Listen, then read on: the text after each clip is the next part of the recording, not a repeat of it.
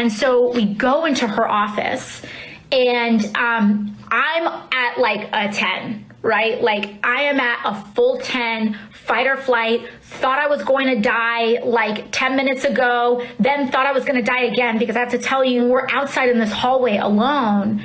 I'm banging on this door, and I'm thinking, and I'm fully expecting one of these insurrectionists to turn the corner with a gun, and that it would be over again. Congresswoman Alexandria Ocasio-Cortez described her terrifying experience at the Capitol on January the 6th in that Instagram Live video earlier this week. And ever since, conservative media has been trying to smear her as a liar, claiming she exaggerated how much danger she was in because she was not at the Capitol building, which the rioters breached, but in a nearby office building on the Capitol complex. And now her Republican colleague Nancy Mace of South Carolina has joined the bad faith attacks on AOC's credibility, tweeting yesterday, quote, "I'm 2 doors down from AOC and no insurrectionist stormed our hallway," along with a Fox News article about AOC facing backlash for her account of the event. Nancy Mace piled on even further in an interview on Fox News that afternoon. Not at one moment during the events of January 6th did any rioter or any insurrectionist come down the hallways where our offices are located. I initially, took to task the press for making these claims, taking these claims to apocalyptic levels, and all I did was state the facts. I live in reality. I deal with facts and not fiction. And I said that there were no rioters in the hallways of Cannon. I'm 2 doors down from you, and she lost it today. She doesn't deal in reality. She hasn't been doing that today. I think it's really important that we take members to task when they're not being honest with the American people. Hold on. First off, AOC never claimed there were insurrectionists in her hallway. But more importantly, in terms of the threat, Nancy Mace was there that day too. Congresswoman, are you, just to be clear, alleging that she fabricated this entire story for political reasons? Or is it possible she had a different experience? She knew this was going on. And right. I'm not going to discount the trauma. I felt the events that day, they were traumatic. I've been very strong and vocal about that. I felt like I was a sitting duck. I felt like my life was in danger. These are all things that I've said. I sent my children home early that week because I was worried about violence that might transpire on Wednesday, January 6th. But at no time were there rioters at our doors banging to get in. And I think that, also attacking the Capitol Police this week, she did that earlier this week, she did that last month. The only thing standing between us and the rioters in our office building were the Capitol Police, and they were outnumbered. And I'm not going to discount the trauma that we each experienced, but we have to be factual when we describe what actually happened. And I'm telling the truth today. That's simply it. So what did she say about it at the time? Well, in the midst of the riots on January the 6th, she tweeted about, quote, evacuating her office in Cannon due to a nearby threat. A nearby threat. The next morning, she described the danger she felt she was in. At one point, when we were evacuated because of the bomb threat, the pipe bomb threat, I was stuck in a narrow tunnel with 100 other people, staff and members of Congress. It was a very dangerous situation. Lives were put at risk. And my message to Americans today is it was a very sad day in our nation's history.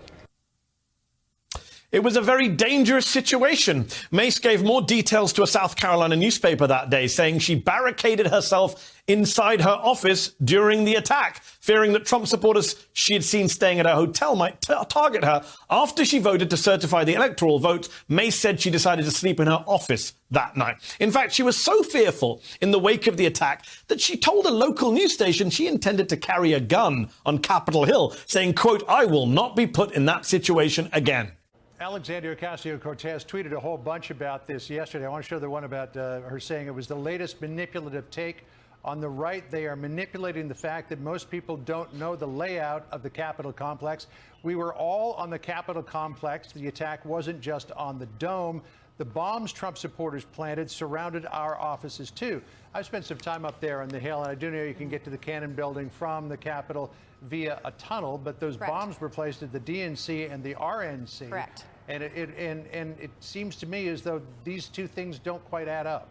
Right, and I'll be the first one to admit, I walked by the RNC headquarters on my way to the office that morning, later to find out there was a pipe bomb that was planted there. I'm not discounting any of that. Those are very important details. But in our offices where we were barricaded, our doors were locked. We had to evacuate twice that day, and the Capitol Police came around to each office, just like AOC's, and asked us to do that for our own safety because of the threats at the DNC and the RNC. Many of us were stuck in the tunnels under the Capitol at one point. And even I read police reports 2 weeks ago where some of the rioters knew that some of us were stuck down there, and they were looking for a way to get down there. So these are all serious things, but we've got to realize that they were not in our hallways. They were not at our doors banging to get in. That didn't happen. We were locked in our office, being silent, listening to sirens of law enforcement coming to the rescue for 6 hours that day. And to be clear, we just had a map up on the screen that clearly showed out the very different locations of the building where the riots were happening and where you and your fellow congresswoman were in your offices, about a 10-minute walk, as it's been described to me. The AOC responds to this, and if I could just get you to respond to her, because she's calling you deeply cynical, and says that this is a disgusting attack that you've launched on her, directly tweeting at you. As the Capitol complex was stormed and people were being killed, none of us knew in the moment that what areas were compromised. You previously told reporters, she says to you, yourself, that you barricaded in your office, afraid you'd be hurt. I believe you just said that on the record here as well. You can comment on that and respond to her, but I'll also ask you why you feel this is a fight you so strongly want to engage in. Well, I didn't intend to engage in this fight. I was just simply commenting on the fact that there weren't rioters at our doors. They weren't in the hallways. They were not inside the building of Cannon. I think that was an important detail because the way that the media was portraying this and the threat that was on her life, and using the words like murder this week. Why do you think she, as you're alleging, she fabricated the story about the rioters being in the hallways? Why do you think she would do that?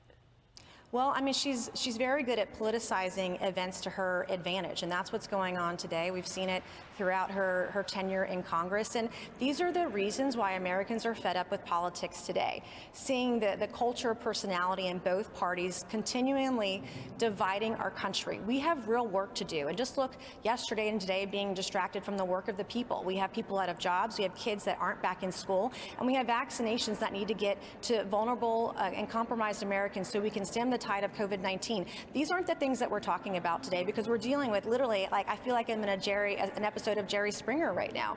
It's a circus, and we're paid a lot of money to do a job, and I'm here to work, and that's what we need to be doing. That's what each of us need to be focusing on today going forward for the remainder of our term in Congress. So, to be clear, Nancy Mace wants to carry a gun and barricaded herself in her office. But AOC is lying about and exaggerating the threat. These people are shameful.